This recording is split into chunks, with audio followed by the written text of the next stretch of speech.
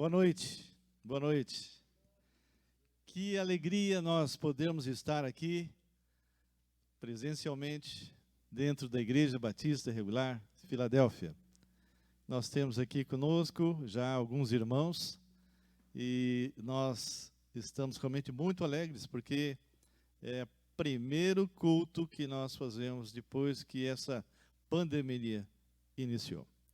E nós gostaríamos de ler apenas um versículo de Hebreus, capítulo 10, exatamente versículo 25. Não deixemos de congregar-nos, como é costume de alguns. Antes, façamos admoestações, e tanto mais quanto vedes que o dia se aproxima. Então, nós ficamos um período aí em casa, mas agora já estamos começando a retomar, e o normal é nós estarmos juntos. Ainda não podemos nos abraçar, mas podemos estar vendo, sorrindo, conversando, e isso realmente é muito importante. Eu gostaria que você se preparasse para o culto de hoje, para o louvor, e também para que você possa, de alguma forma, estar renovando as suas forças, e quando possível, se junte a nós, ok? Vamos orar? Senhor Deus e Pai, nós louvamos o Teu nome e Te engrandecemos. Tu és um Deus maravilhoso.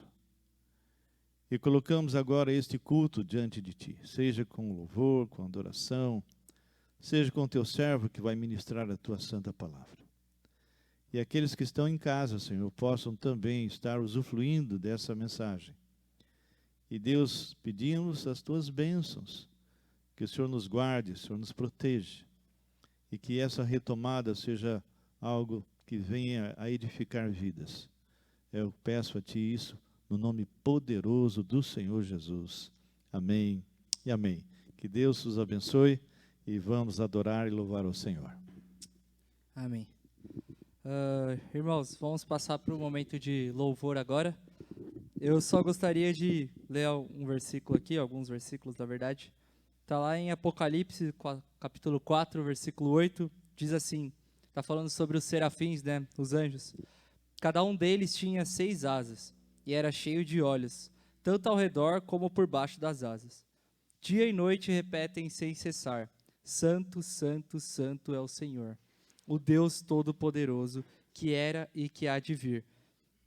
Toda vez que os seres viventes dão glória, honra e graças àquele que está sentado no trono e que vive para todo sempre, os 24 anciões se prostram diante daquele que está sentado no trono e adoram aquele que vive para todo sempre. Eles lançam as suas coroas diante do trono e dizem: Tu, Senhor, e Deus nosso, és digno de receber a glória, a honra e o poder, porque criaste todas as coisas, e por tua vontade elas existem e foram criadas. Hoje na EBD, o Mica, né, na verdade, muito bem exposto para nós, um dos significados que a carne traz na Bíblia é a nossa natureza pecaminosa, é a nossa inclinação para o mal, e agora a gente vai louvar aquele que não tem carne, ele é santo, santo, santo. Aos que estão aqui, pode ficar de pé, e bora lá.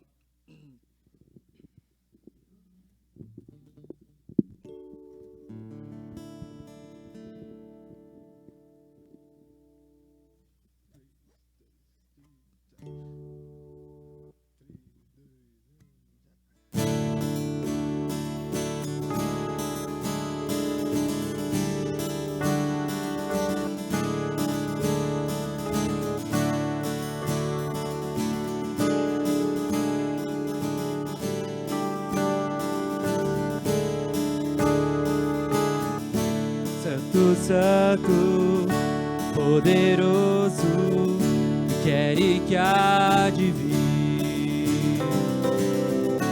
Deus da glória, és tão digno, eu me prostro a Ti. Santo, Santo, poderoso, quer e que há de vir.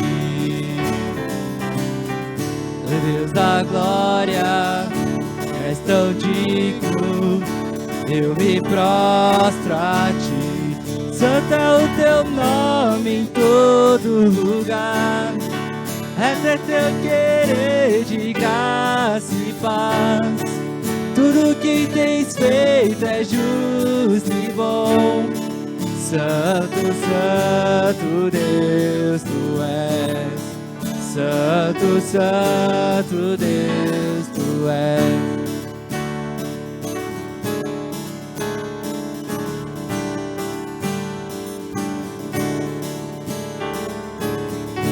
Santo, Santo, poderoso, quer e que há de vir. Deus da glória, és tão digno, eu me prostro a ti.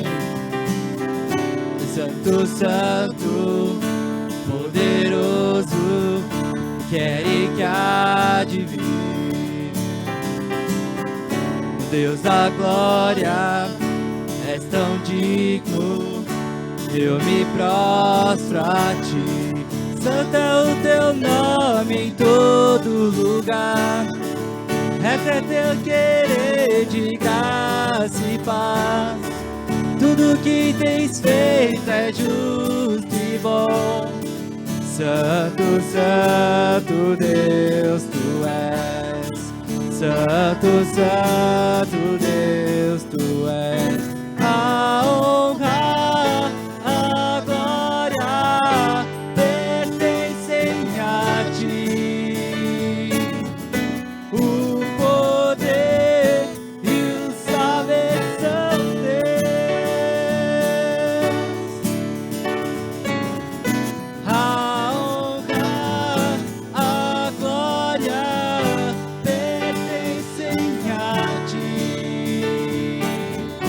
o poder e o saber são teus. Santo é o teu nome em todo lugar. Reto é teu querer de graça e paz. Tudo que tens feito é justo e bom. Santo, Santo Deus, tu és. Santo, Santo Deus, tu és. Santo, Santo Deus, tu és. Amém, irmãos? Glória a Deus, estamos aqui louvando ao Senhor. E a letra dessa música, a próxima, ela é tão bonita que, se você prestar atenção na letra dela, já nem preciso comentar mais nada.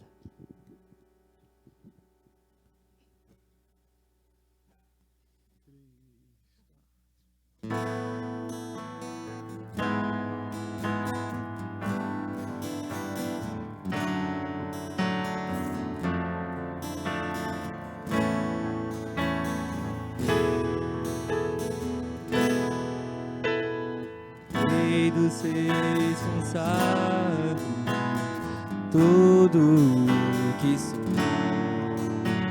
de gratos louvores transborda o meu coração. A minha vida eu entrego nas tuas mãos, meu Senhor, pra te exaltar com todo meu amor. Eu te louvarei conforme a tua justiça e cantarei louvores, pois tu és altíssimo.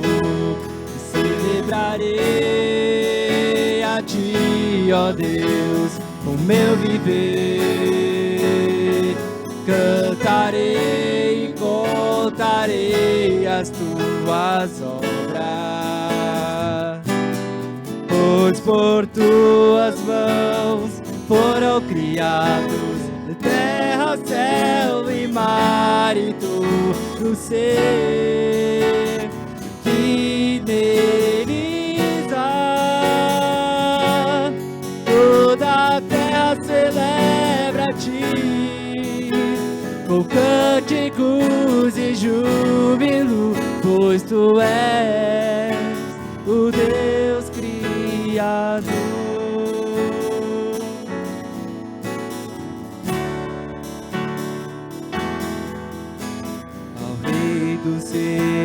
sabe tudo o que sou.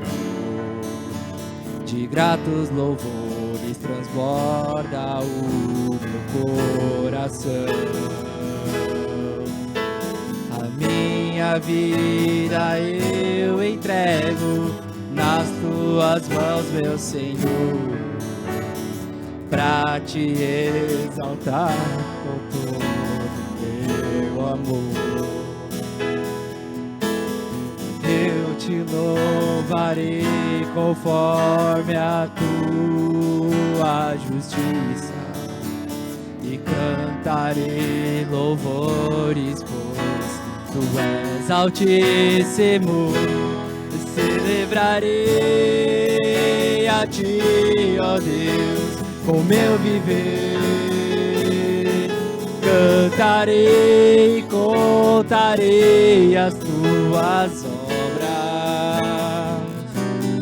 pois por tuas mãos foram criados terra, céu e mar e tudo ser que neles há. Toda a terra celebra a ti com cânticos de júbilo, pois tu és o Deus Criador. Toda a terra celebra a ti com cânticos de júbilo, pois tu és o Deus Criador. A honra, a glória, a força e o poder ao Rei Jesus, e o louvor ao Rei Jesus. A honra, a glória, a força e o poder ao Rei Jesus, e o louvor ao Rei Jesus.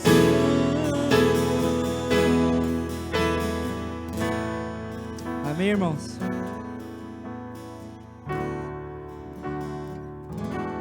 Agora, o que eu gosto de observar nessa próxima letra que a gente vai cantar é que ela especifica a onisciência de Deus, né? Que Ele vê todas as coisas, Ele sabe de todas as coisas.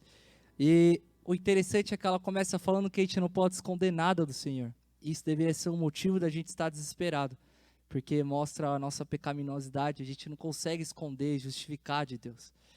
Mas no final, esse mesmo motivo de terror, de temor, é o que enche a nossa vida de paz, porque Deus é gracioso e bondoso e Ele está olhando por todos nós.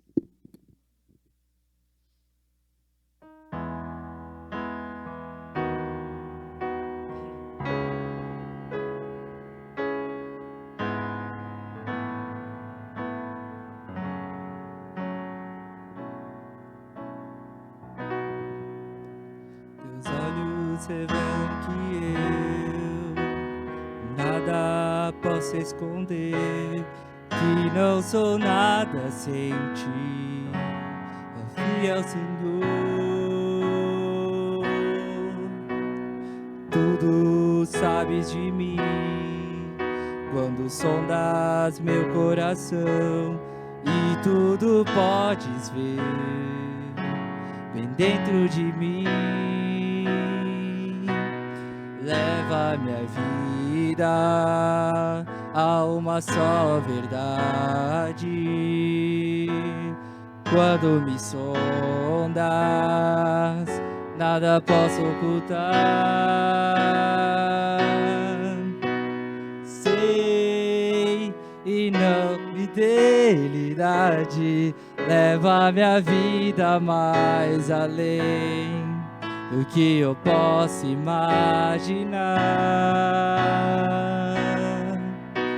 Sei e não posso negar que os teus olhos sobre mim me enchem da tua paz.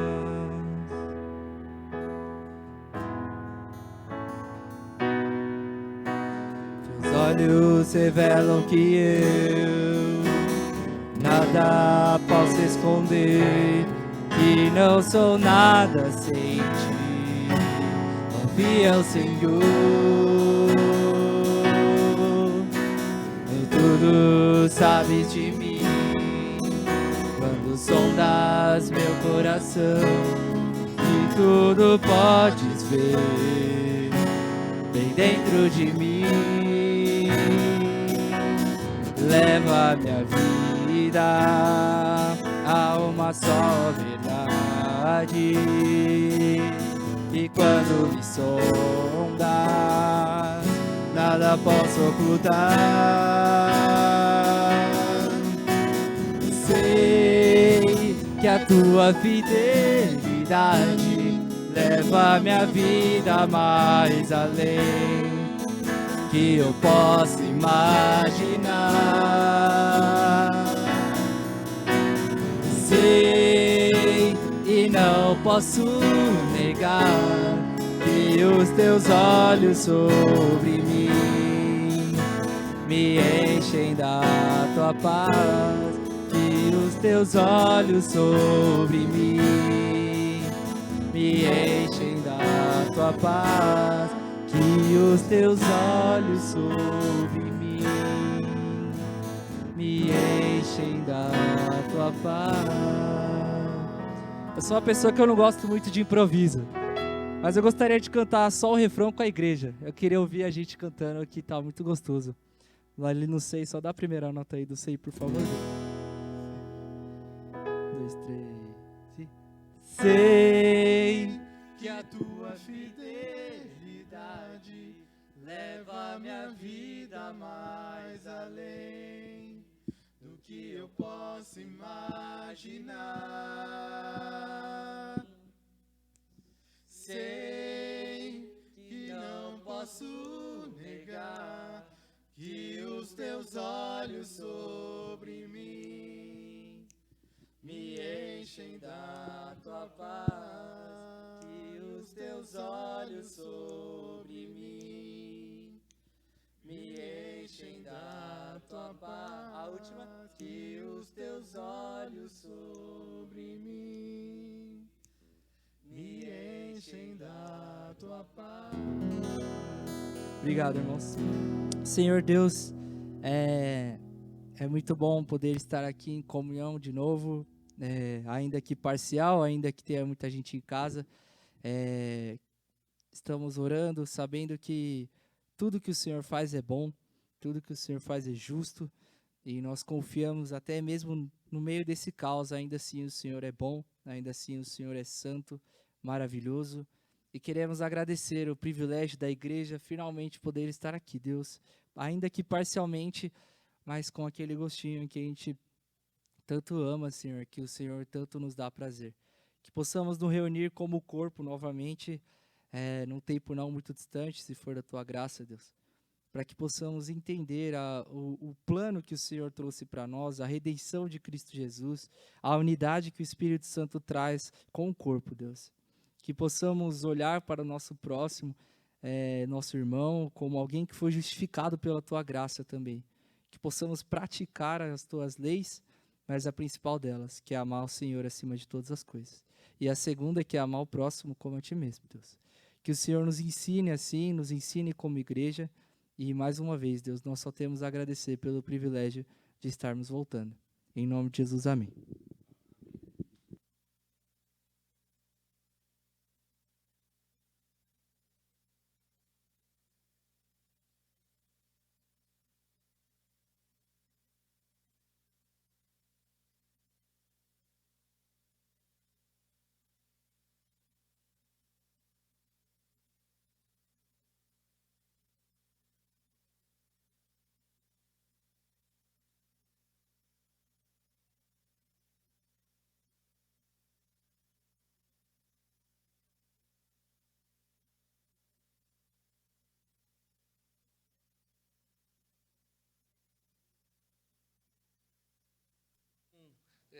uma audiência de corpo presente, né? Nós vínhamos tendo a audiência, ainda permanece a audiência aí através dos aplicativos, né?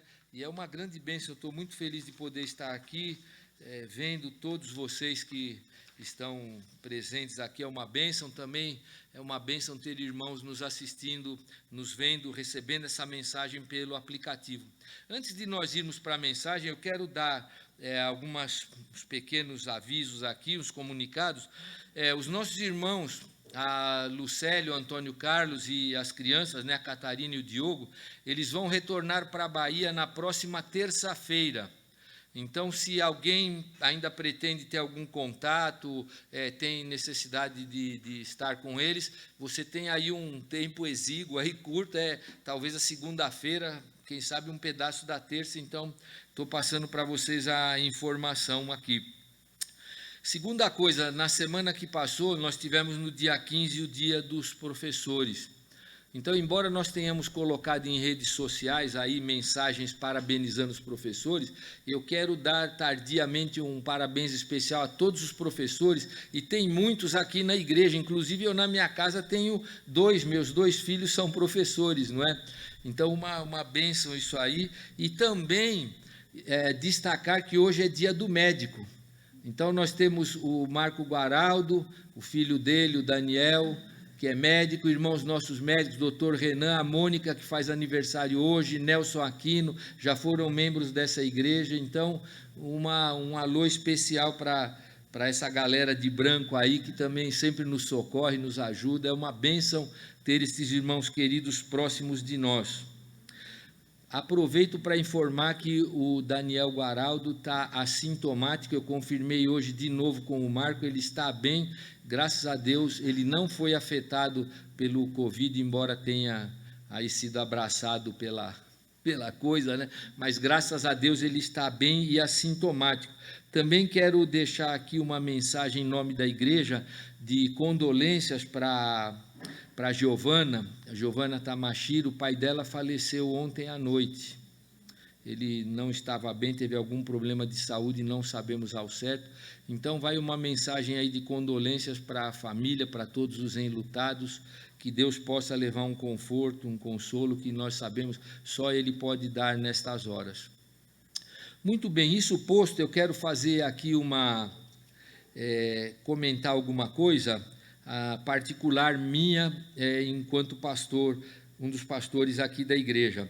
Esses tempos que nós ficamos afastados, eles foram mostrando muitas coisas para nós, positivas e negativas, lições de diversas formas, e uma delas, eu acho que é a que mais impactou nós, foi podermos ver como faz falta cultuar a Deus como corpo, que é uma coisa que a Bíblia nos estimula a fazer.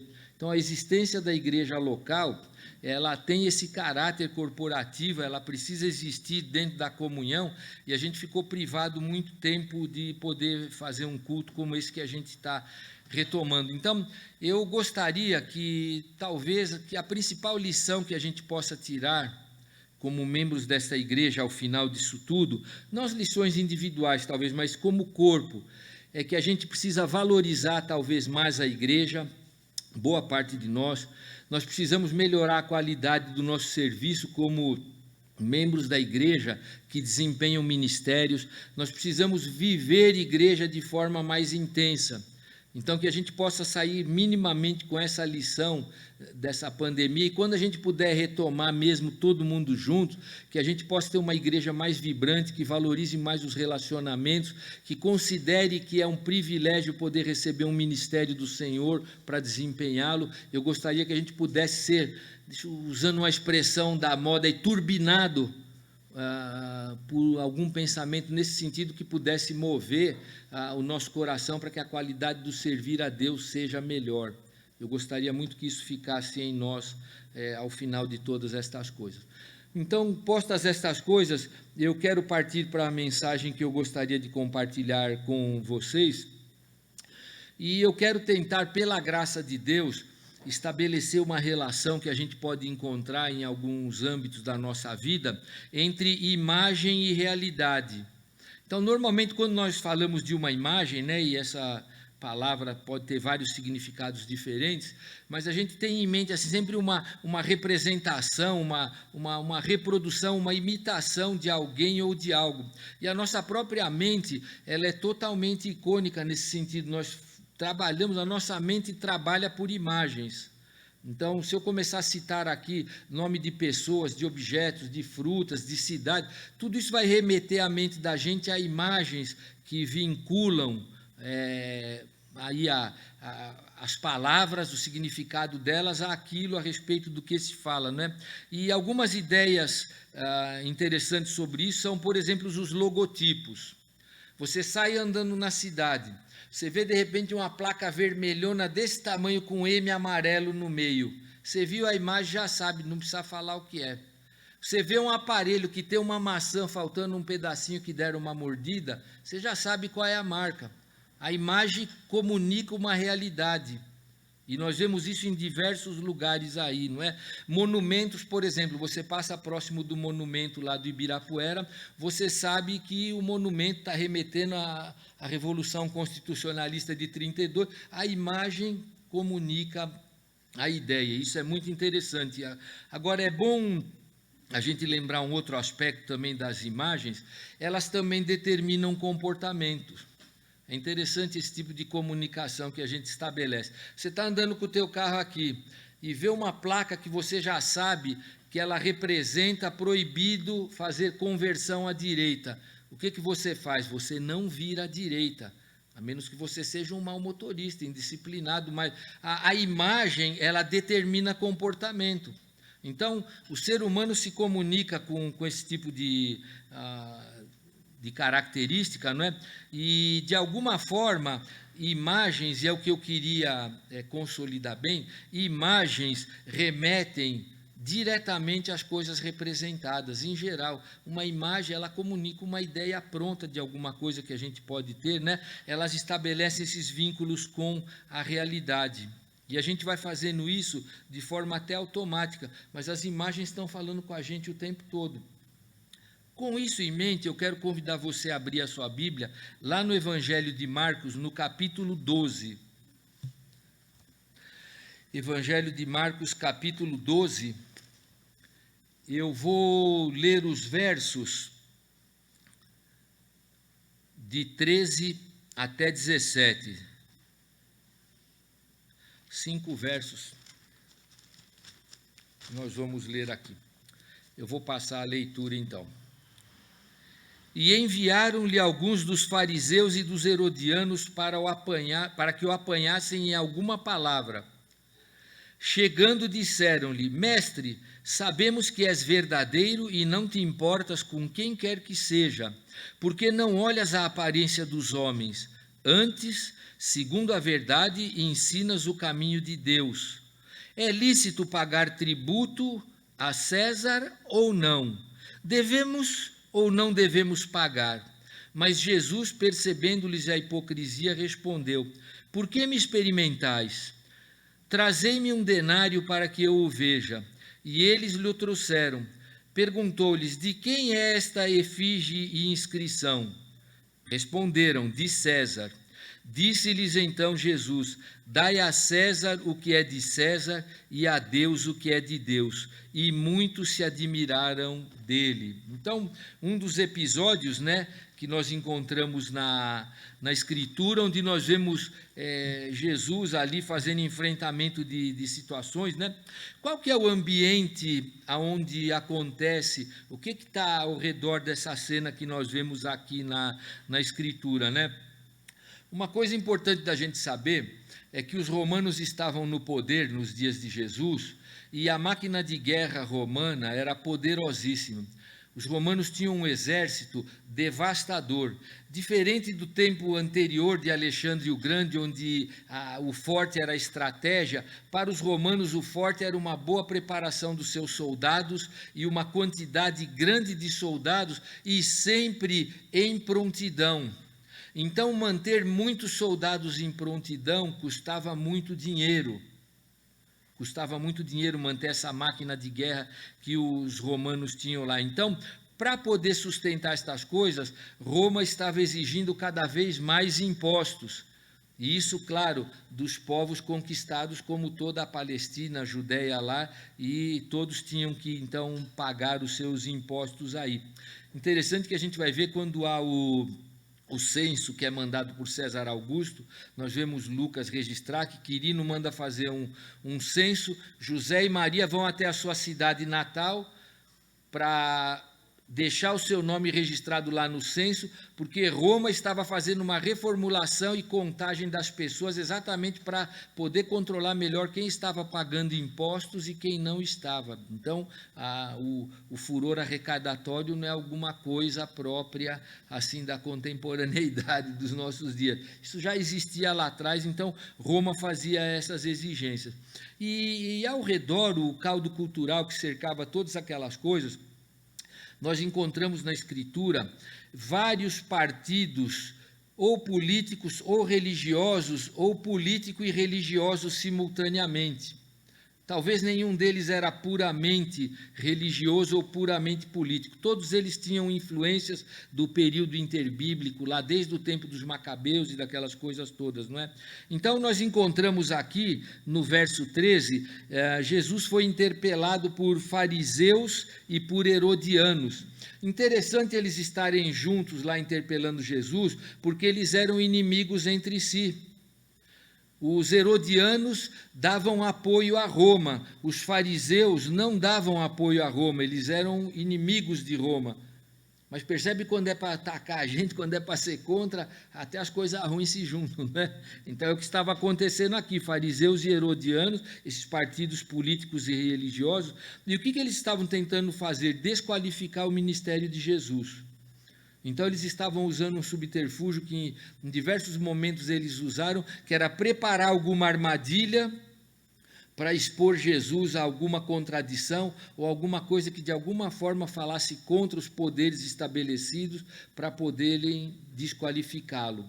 E no final a coisa se intensifica tanto que eles levam mesmo Jesus à morte, por conta da oposição que faziam a ele. Então, com estas armadilhas, com estas coisas, é esse o ambiente que Jesus está enfrentando. Então, eles chegam lá, eles foram enviados pelas autoridades lá, eles vão tentar, como diz o texto, apanhar Jesus em alguma palavra. Muito interessante ver isso, não é?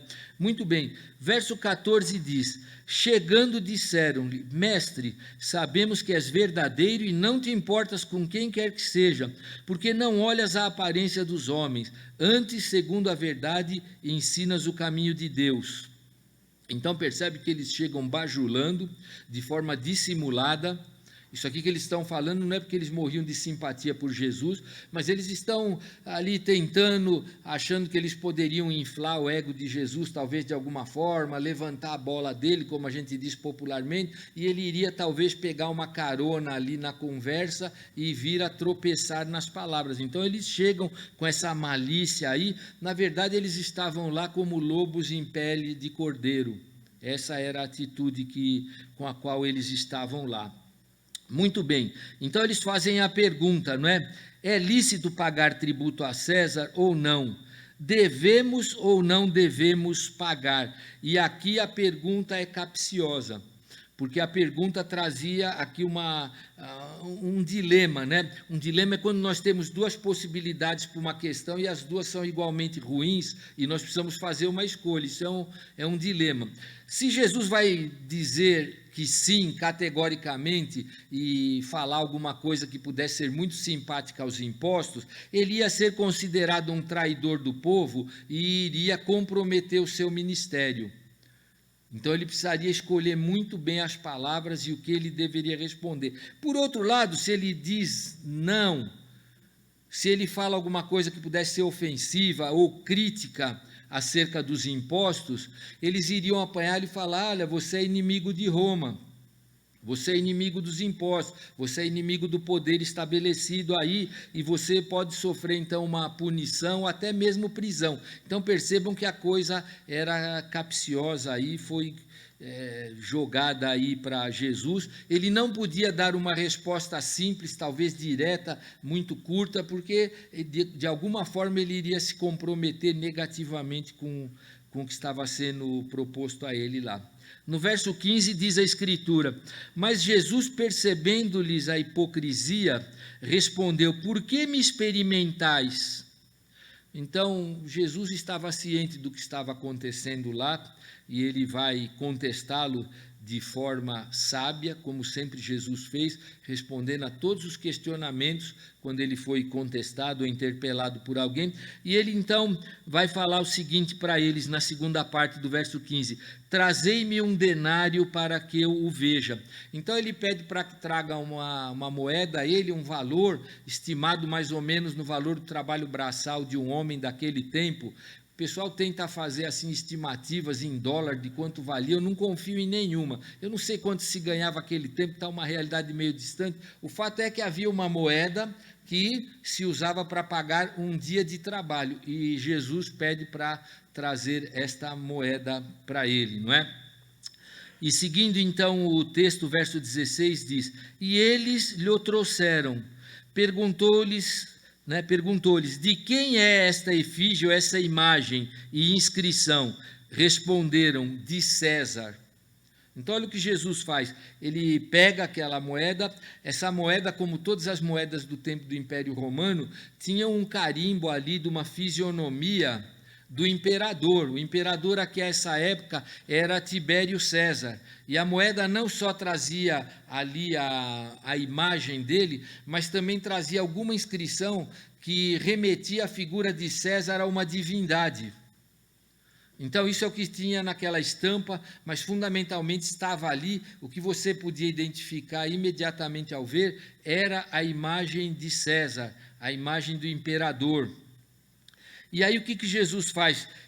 Ele pega essa moeda que está com essa figura, e verso 17, então Jesus disse-lhes, dai a César o que é de César, e a Deus o que é de Deus. E muitos se admiraram dele. Então, aqui, queridos, é que acontece uma coisa assim espetacular, e Jesus profere aqui uma frase que ela é mundialmente usada. Em todos os lugares você tem alguma noção de que alguém profere, quando ele quer fazer algum tipo de distinção, esta frase: a César o que é de César e a Deus o que é de Deus. E foi o que Jesus falou lá. E eu queria, então, exatamente falar um pouco com vocês sobre essa resposta que Jesus deu para aqueles seus interlocutores. O que será que a gente poderia retirar, depreender do que Jesus falou ali, né? A primeira coisa que a gente deveria prestar atenção é que Jesus, ele relaciona uma imagem com uma realidade. Então, a primeira coisa que ele pergunta: o que vocês enxergam nessa moeda? O que vocês estão vendo aqui? E há uma imagem ali, eles falam, a imagem é de César. E o que Jesus então está mostrando para eles e chamando a atenção deles, e é algo, como eu falei, que a gente pode identificar facilmente hoje, é que aquela imagem que estava na moeda, ela era representatividade de autoridade. Num certo sentido, era como se fosse dizer: olha, onde está esta imagem? César está presente. Isso faz parte do Império Romano. Aquela imagem comunicava um valor assim, não só abstrato na sua forma, mas concreto no significado. Então, é como hoje nós encontramos, às vezes, em repartições públicas, nós vemos aquele brasão da República, nós sabemos que ali está uma entidade representativa de um governo. O governo é representado pela imagem. E Jesus chama a atenção deles, então, e eles deveriam olhar, e ele mostra uma moeda que tem a figura, a imagem do imperador, que lembra o próprio império. Então, como eu tinha falado lá atrás, as imagens, elas estabelecem relações com a realidade. E Jesus mostrou para eles uma realidade que estava representada ali.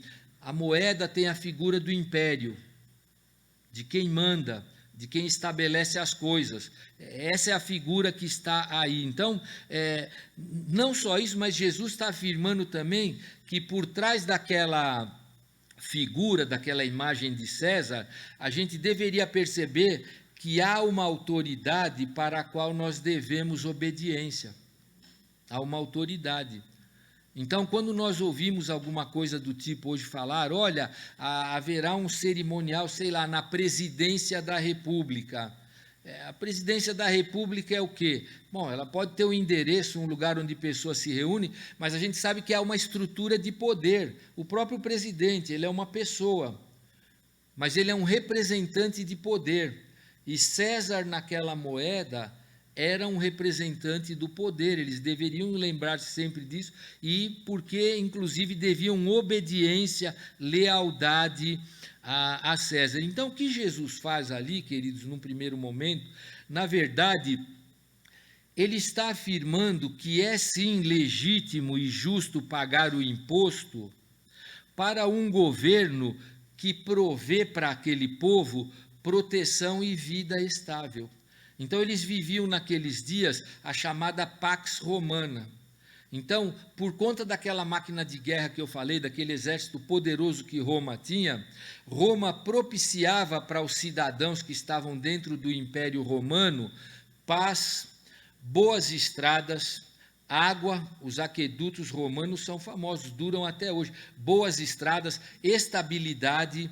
Eles sufocavam qualquer levante, então não havia guerras assim postas que pudessem ser grandes hostilidades. Então, por trás daquele imposto havia alguma coisa que comunicava para eles segurança, uma estabilidade. Então, o que Jesus comunica é que de fato era legítimo pagar imposto.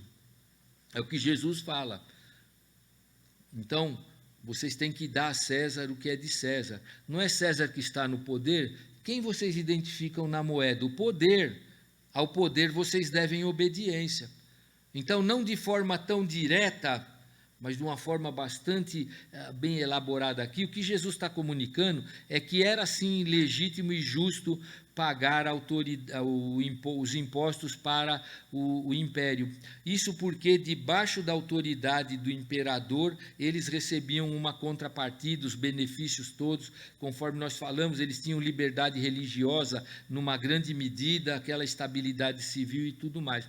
Agora, olhando para estas coisas, a primeira lição que a gente pode tirar é que a semelhança do que Jesus estabelece lá, e depois o apóstolo Paulo vai falar, principalmente na carta aos Romanos, no capítulo 13, nós também devemos obediência às autoridades. É claro que há um limite, até o ponto em que ela não tente nos impor, negar aquilo que Deus revela para nós como sendo plano e palavra de Deus. Mas nós também devemos obediência para as autoridades. Então, o princípio que lá estava, ele permanece até hoje, de alguma forma.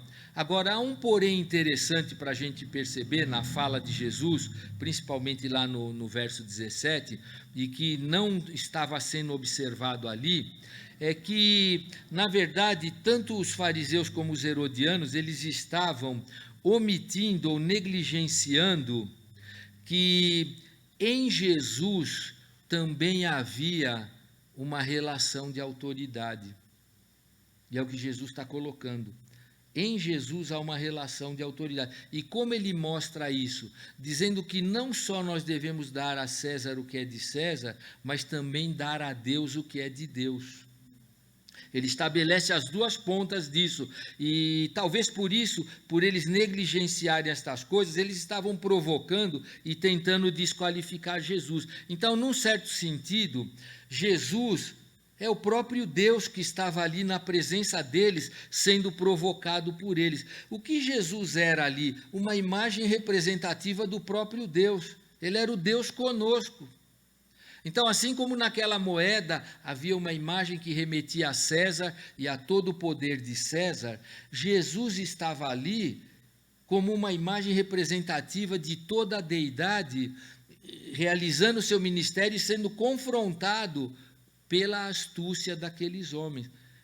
E por isso ele faz um jogo. Então, deem a César o que é de César, mas também prestem atenção, não me provoquem, vocês têm que dar a Deus o que é de Deus. E eu sou o Deus que está aqui. Se vocês são capazes de reconhecer a figura na moeda, deveriam ser capazes de reconhecer que é o próprio Deus que está aqui. É o que eu entendo que acontecia ali, porque Jesus proferiu estas palavras dessa forma aí. Então, o Deus encarnado estava ali com eles, e da mesma forma que a imagem de César implicava em autoridade e obediência, a presença de Jesus também deveria fazê-los refletir de que eles deveriam dar a Deus o que é de Deus, e não estar preocupado apenas com impostos para tentar pegar Jesus no laço ali, como foi o intento deles, não é? Então, não só a César o que é de César, mas também a Deus o que é de Deus. Ou seja, Jesus os chama para reconhecer a autoridade que ele tinha. Então, é como se Jesus estivesse dizendo: cara, vocês estão falando sobre imposto? É verdade, César é o imperador, mas eu sou Deus. Eu sou Deus. Vocês estão preocupados em saber como fazer uma doação justa de impostos? Tá bem, é legítimo, mas vocês também precisam dar devoção a Deus. Deus está aqui com vocês. Deus está aqui representado com uma imagem, não só física, mas uma imagem viva. O próprio Deus conosco estava lá. É como se Jesus estivesse dizendo: vocês, fariseus, herodianos, vocês honram ao imperador, obedecem a ele e fazem bem. E aqui no nosso contexto, ele está representado apenas numa moeda, vocês nem têm acesso a ele. Muito mais vocês deveriam honrar a mim, que sou o próprio Deus com vocês. Então, na medida em que se deve dar a César o que é de César, prestem atenção, porque vocês não estão dando a Deus o que é de Deus.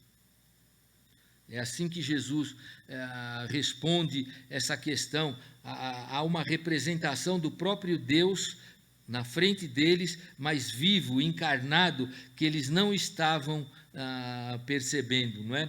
E uma outra questão importante, não é? Quando nós falamos sobre impostos, né? A gente percebe, e eu mencionei isso, que era muito visível em Roma. Os cidadãos romanos, eles recebiam vários benefícios por conta da sua sujeição e lealdade a César. E quando nós olhamos para isso, nós percebemos quantos benefícios, que são muito maiores porque são eternos, nós não temos no Senhor, em prestar lealdade ao Senhor.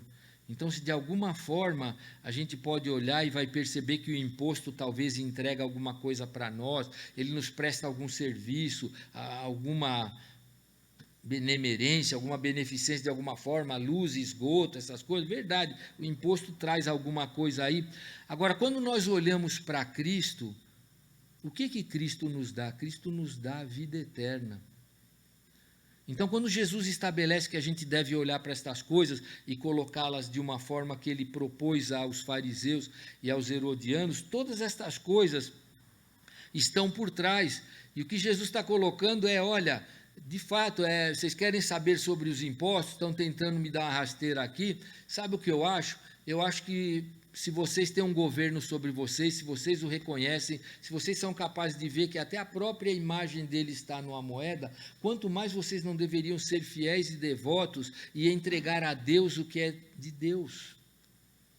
Prestar culto a Deus, reconhecer a Deus. O Deus conosco estava passeando por lá e eles não o reconheciam.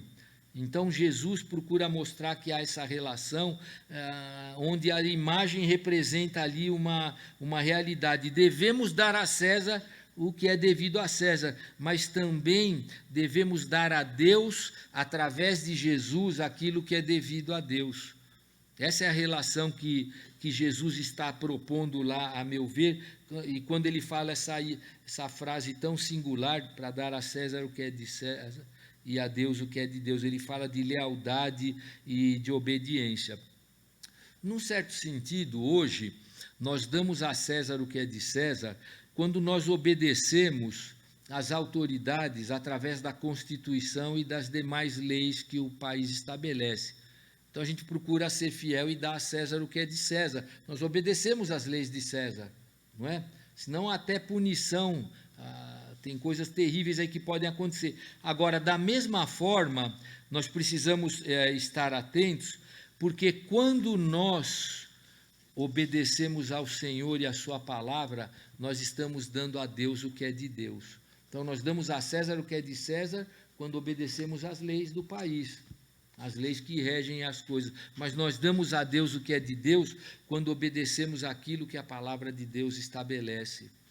E Jesus deixou essas duas relações ali, e eu creio que é disso que o texto está falando quando ele faz essa afirmação. E foi o que Jesus sabiamente propôs para eles.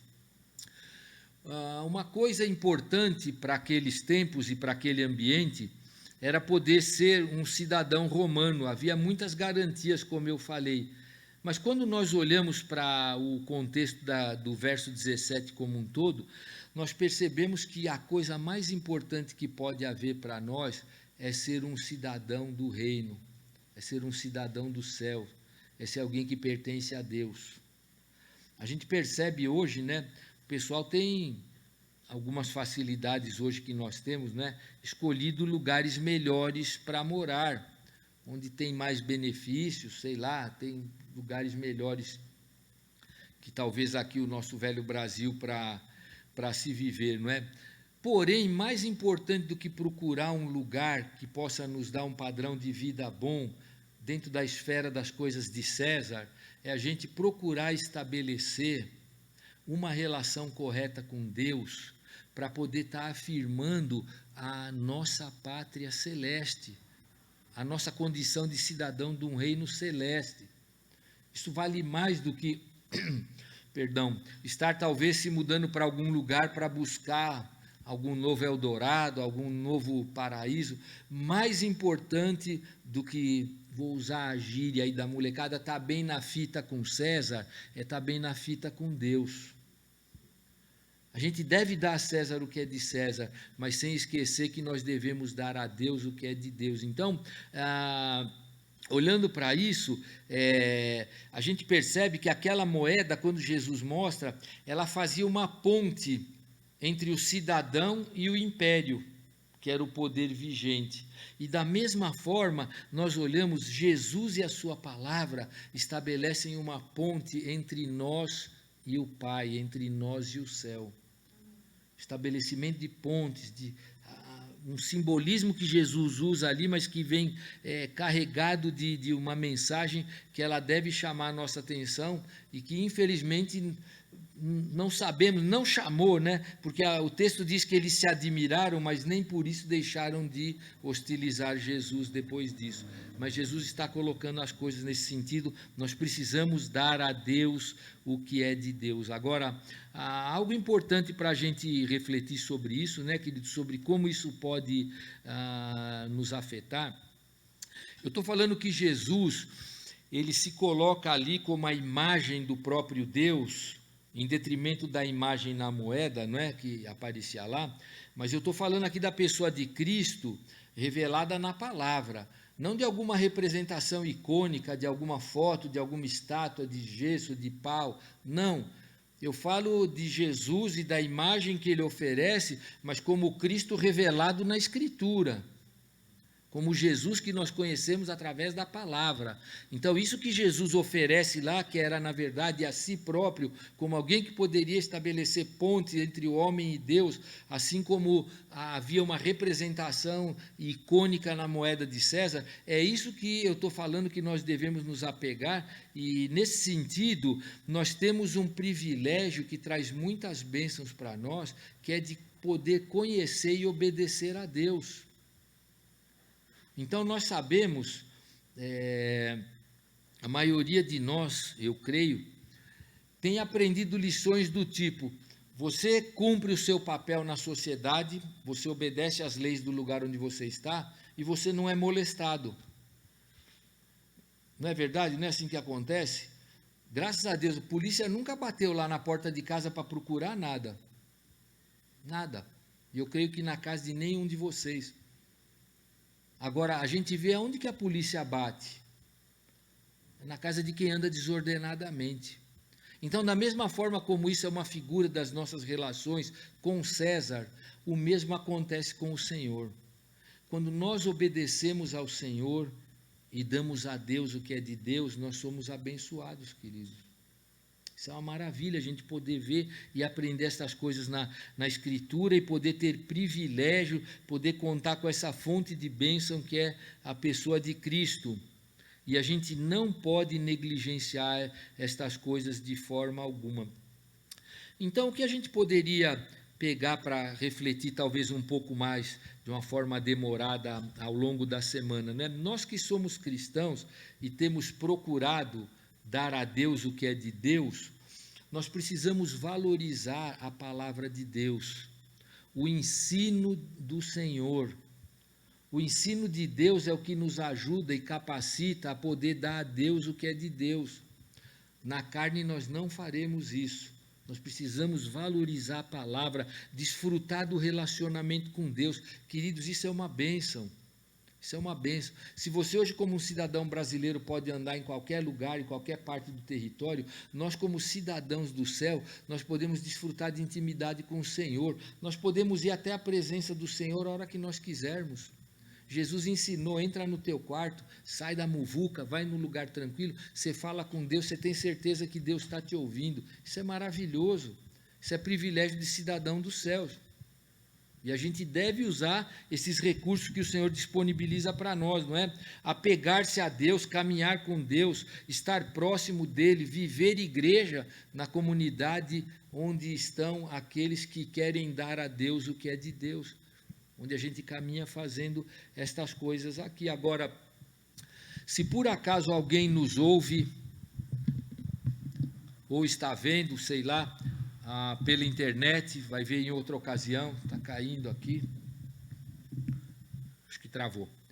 Se você me vê aqui, ouve essa mensagem, tem muito pouca informação sobre ela, talvez não entende bem, não consegue interagir, eu quero dar uma palavrinha a você.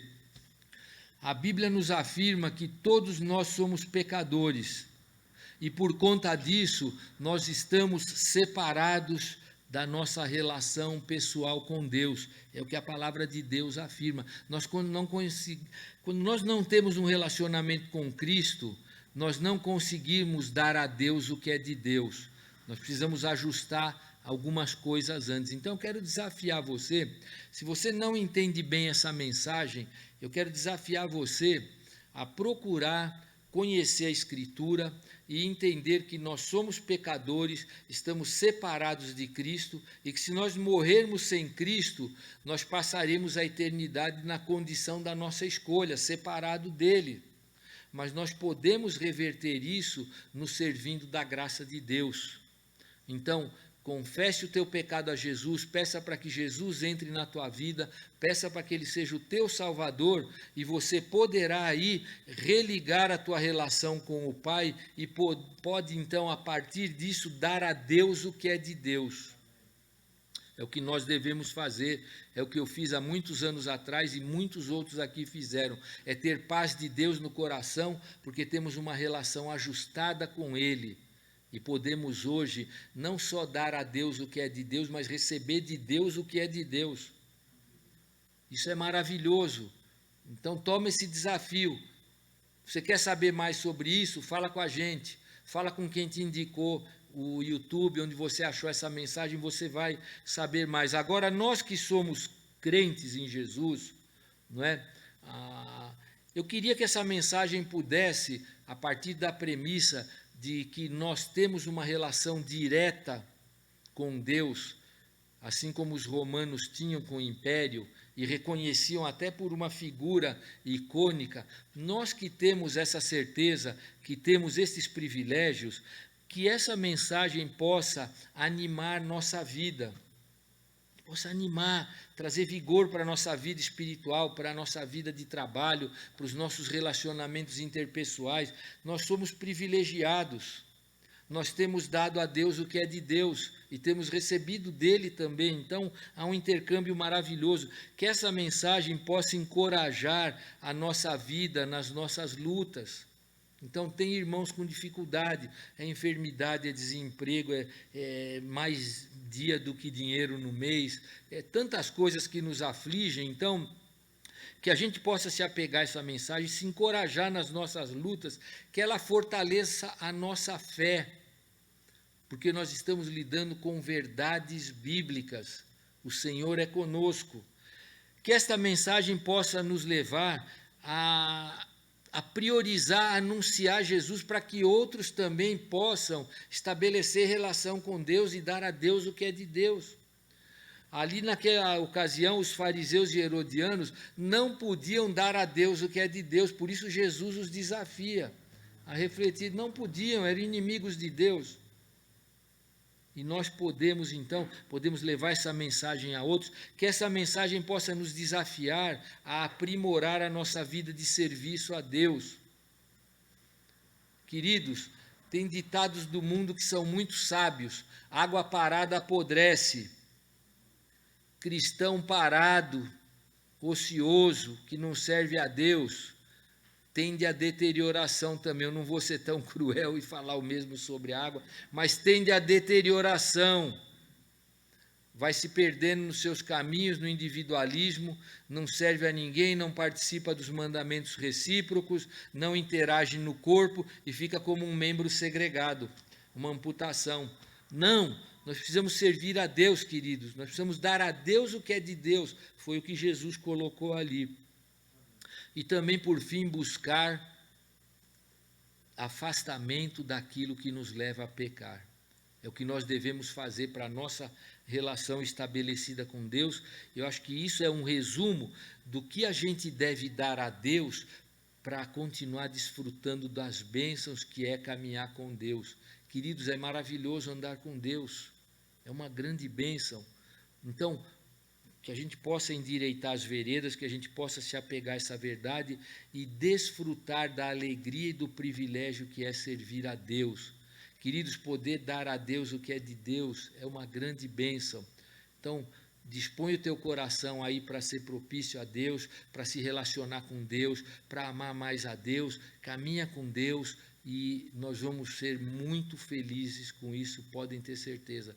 E eu quero orar e pedir para Deus que Ele encoraje os nossos corações, que o Espírito de Deus fale a cada um de nós para que a gente se apegue a essas verdades. Vamos orar então. Pai, nós agradecemos ao Senhor pela Tua palavra, por essa frase de Jesus tão cheia de significado, que nós devemos sim dar a César o que é de César, mas também devemos dar ao Senhor o que é devido ao Senhor da nossa parte. Sabemos que temos, papai, uma dívida de gratidão impagável. Nós não podemos dar ao Senhor verdadeiramente o que é devido ao Senhor.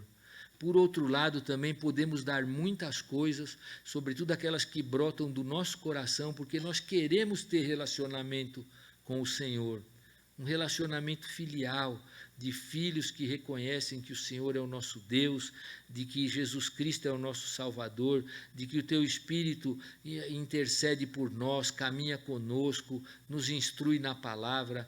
Nós queremos, ó Deus, caminhar de posse destas realidades para que elas influenciem as nossas vidas, que tragam alegria para nós, força, encorajamento, como eu falei, que nós possamos estar nos alegrando pelo fato de que nós, através da Tua palavra e da pessoa de Jesus, podemos dar a Deus o que é devido a Deus. Louvamos ao Senhor por esta igreja, por cada um dos queridos que está aqui. Quantas pessoas, Senhor, pessoas que há tempo eu não vi, uma alegria vê-las aqui, é uma bênção que o Senhor nos dá. Louvamos ao Senhor por estas coisas, também te agradecendo por quem está recebendo a mensagem em casa. Abençoa cada lar, cada família representada aqui. Põe tua mão sobre nós, ó Deus, nos dê as tuas bênçãos. Nós oramos por tudo isso em nome de Jesus. Amém. Amém. Tá bem.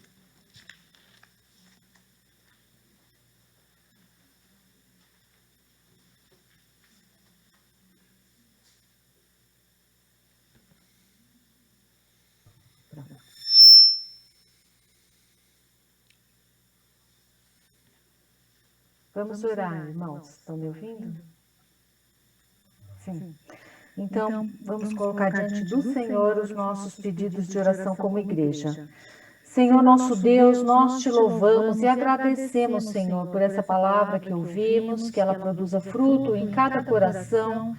Queremos agradecer, Senhor, pelo culto presencial, por essa bênção de alguns irmãos poderem retornar, Senhor, que o Senhor esteja cuidando para que todos em breve possamos estar reunidos para glorificar o Teu nome.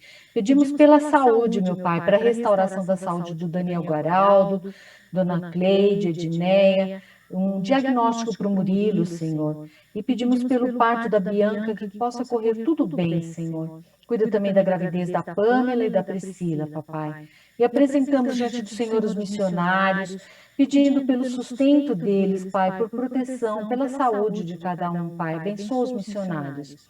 Cuida, Senhor, também das necessidades de trabalho do Henrique, do Jorge e do trabalho do Marcos e da Ana Carolina.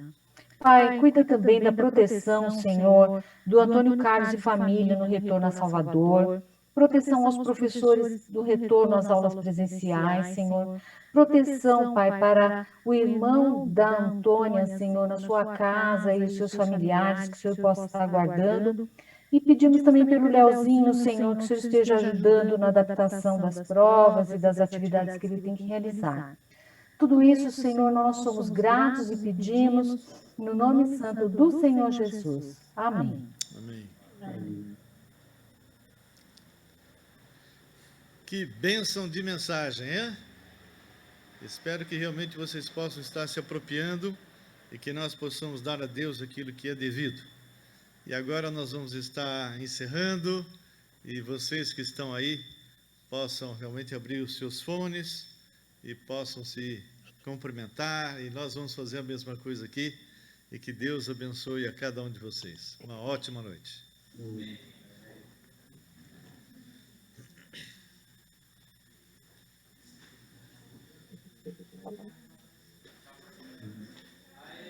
Olá, pessoal.